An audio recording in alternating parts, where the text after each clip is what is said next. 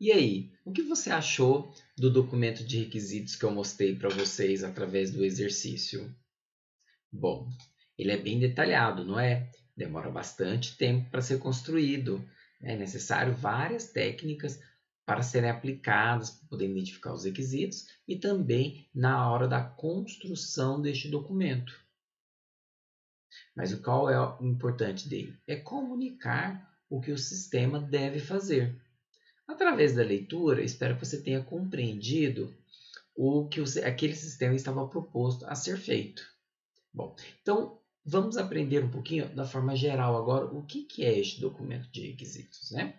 Então, ele apresenta para nós os serviços a serem oferecidos pela nossa aplicação, né? E é dividido em várias partes que vão nos subsidiar de conhecimento para compreender este documento. Bom, o que eu mostrei para vocês, ele não segue este modelo que eu vou apresentar aqui, mas vocês vão ver que tem bastante proximidade. Por quê?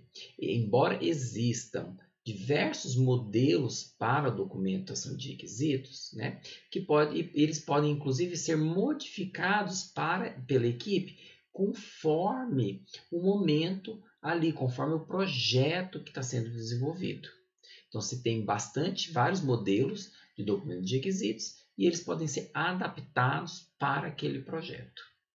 Bom, segundo o modelo da I3E, que é um dos modelos mais conhecidos, né, apresenta-se algumas seções, né, alguns itens que devem estar contidos, então, num documento de requisitos. São eles o prefácio, a introdução, o glossário, a definição dos requisitos do usuário, a arquitetura do sistema, a especificação dos requisitos de sistema, modelos de sistema, evolução do sistema, apêndices e índices. Bom, o prefácio vai nos definir o público-alvo do documento. Então, ele se refere àquele documento. Quem são o público-alvo? Possivelmente os clientes, os desenvolvedores, são desenvolvedores da empresa, são desenvolvedores que vão ser terceirizados. Né? Descreve também um histórico das versões. Né? Já que nós temos que ficar modificando, os requisitos podem modificar, o documento de requisitos vai precisar ser modificado também. Então é importante saber quando que houve alterações no documento, para que também solicite-se, né, quando for programar, a versão mais recente. Né? Ele vai fundamentar também a criação de uma nova versão do documento. Então, por que aquela nova versão do documento está sendo criada? E vai resumir as versões, né, as mudanças feitas em cada uma das versões deste documento. Então, e a introdução vai nos descrever a necessidade do sistema. Então, veja, o prefácio está falando sobre o documento em si, o documento de requisitos. Na introdução, nós já vamos falar sobre o sistema. Então, nós vamos descrever a necessidade daquele sistema, resumir as funções que ele deve conter. Então, as principais funções vão estar sendo descritas ali naquele momento, no momento da introdução. Ele vai descrever como o sistema irá trabalhar com outros sistemas. Então, por exemplo, o sistema de comércio eletrônico, ele precisa conversar com o sistema de cartão de crédito. Né? E como o sistema se encaixa nos objetivos estratégicos da organização. Então, aquele sistema está sendo construído de tal forma que isso dê suporte à organização. Como é que acontece essa relação? O outro item é o glossário. O glossário é como se fosse um dicionário, né? Em que ele vai definir os termos técnicos usados no documento. O outro item é a definição dos requisitos do usuário, que então vai descrever os serviços fornecidos ao usuário e suas restrições.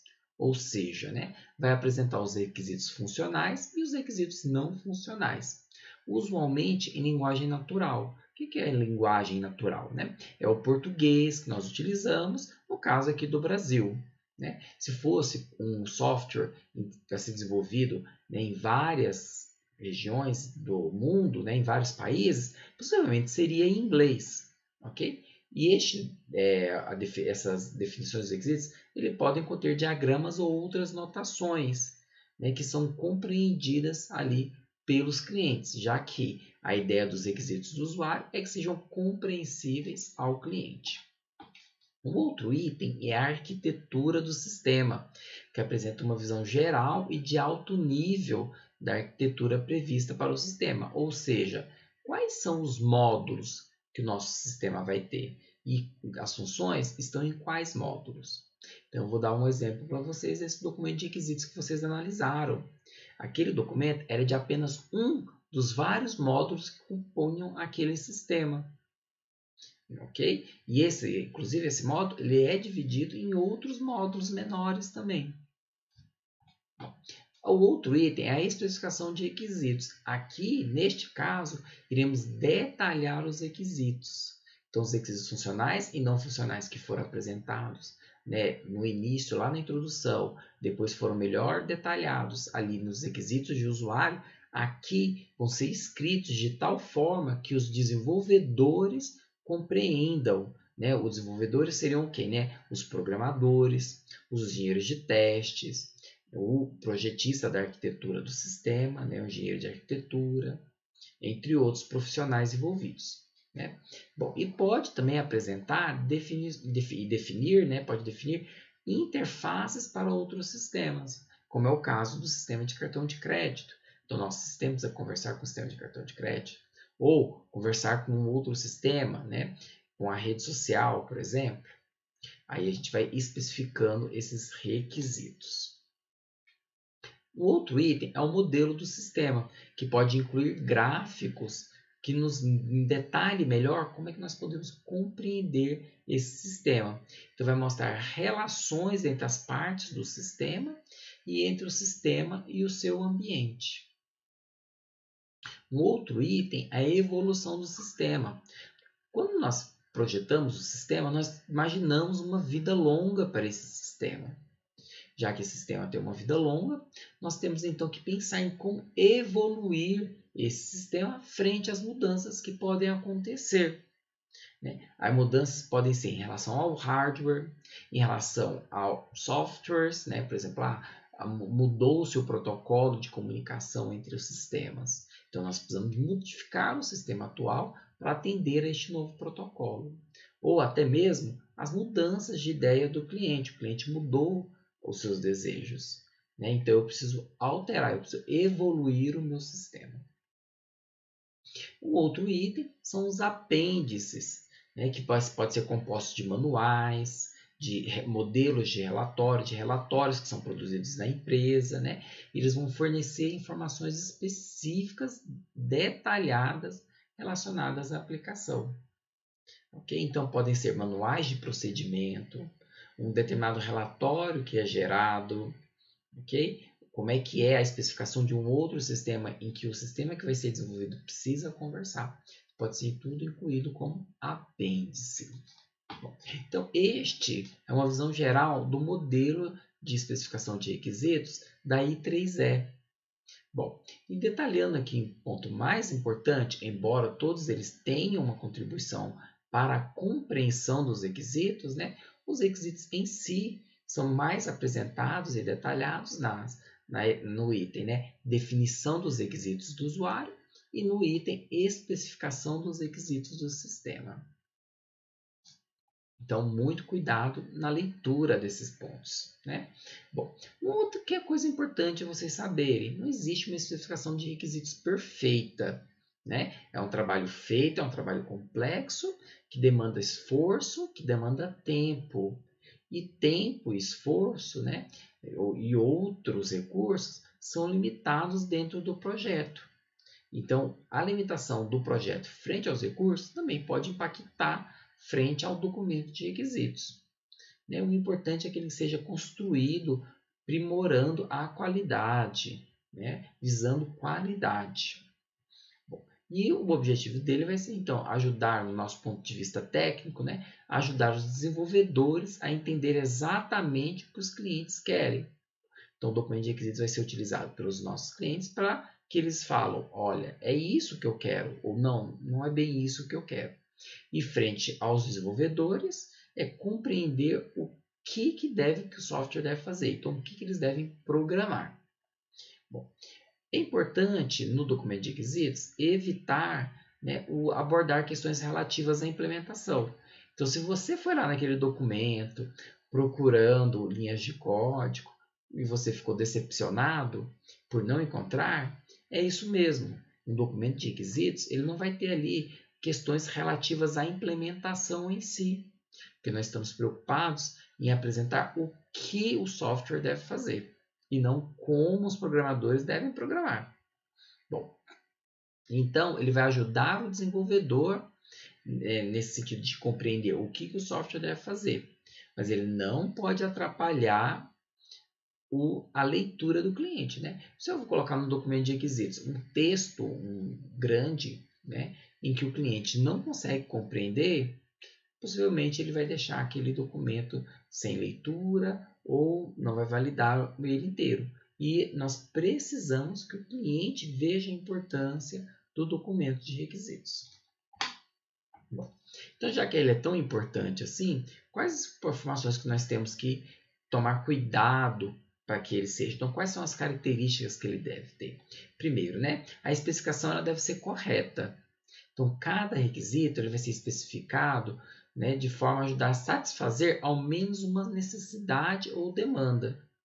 Então, um requisito está relacionado a uma necessidade do nosso cliente. E ela deve ser também completa. As relações entre os requisitos de menor detalhe com os requisitos de maior detalhe devem estar óbvios, devem estar evidentes. Né? E eu também não posso ter itens na minha documentação, do documento de requisitos, quando eu finalizá-lo, com textos de a definir. Então, um documento de requisitos, quando ele é terminado, embora ele possa evoluir, né, porque os requisitos podem mudar, né, eu preciso verificar se ele está correto, né, se tem os requisitos que estão lá, atendendo todos os requisitos que estão atendendo a necessidade do usuário, mas também que ele está completo, ou seja, não há faltas de informações ali. Né? A linguagem empregada na especificação ela deve ser clara, de tal forma que não possibilite uma dupla interpretação, ou seja, o texto não pode ser ambíguo. E para isso, né, vocês possivelmente já devem ter escutado isso nas aulas de português, né? Para escrever, né, que nós devemos escrever textos claros, que o leitor compreenda, né? Bom, essas técnicas de uma boa redação, elas devem ser empregadas na elaboração do documento de especificação de requisitos.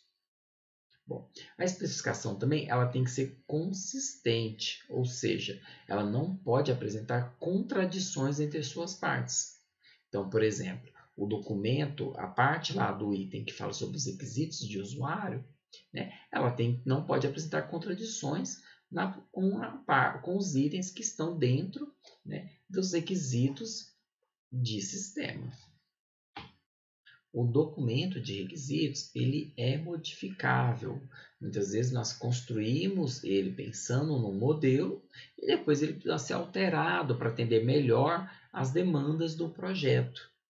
Ou, quando está mais avançado no desenvolvimento, a necessidade de voltar e fazer uma nova versão desse documento de requisitos, de tal forma que deixe mais claro os serviços que o sistema deve propor.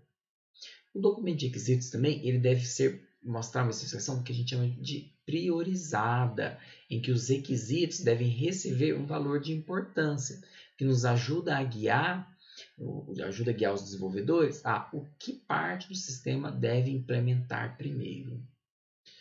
A especificação também deve ser verificável, ou seja, os requisitos ali devem ser descritos de uma forma que podem ser testados. Por exemplo, se nós estivermos falando do requisito não funcional, tempo de resposta. Né? Se eu disser para você, olha, colocar o requisito lá, o tempo de resposta ao usuário deve ser o mais curto possível. É possível testar isto? Não, né? É muito ambíguo. Como é que a gente pode fazer então? Nós podemos colocar números. Então, o tempo de resposta ao usuário deve ser de no máximo 2 milissegundos. Veja, agora eu consigo testar por meio de um cronômetro. Então, os requisitos devem ser verificáveis. A especificação deve nos possibilitar levantar itens, critérios, métricas de verificação. E os requisitos também devem ser rastreáveis. Ele vai apresentar relações entre os requisitos, as suas origens e os produtos derivados. Bom, então essa é a visão geral do documento de requisitos. Espero que vocês tenham compreendido melhor, então, o que é um requisito por meio desse contato deste documento e como é que este documento é organizado. Bom, na próxima semana nós iremos ver o outro modelo, que é a coleção de histórias de usuário. Até lá!